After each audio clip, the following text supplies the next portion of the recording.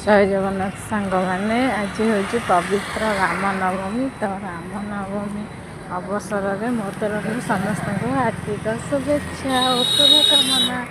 तो सकाळ दृश्य केमिति लगे कमेंट करेंगे। रही जय जगन्नाथ।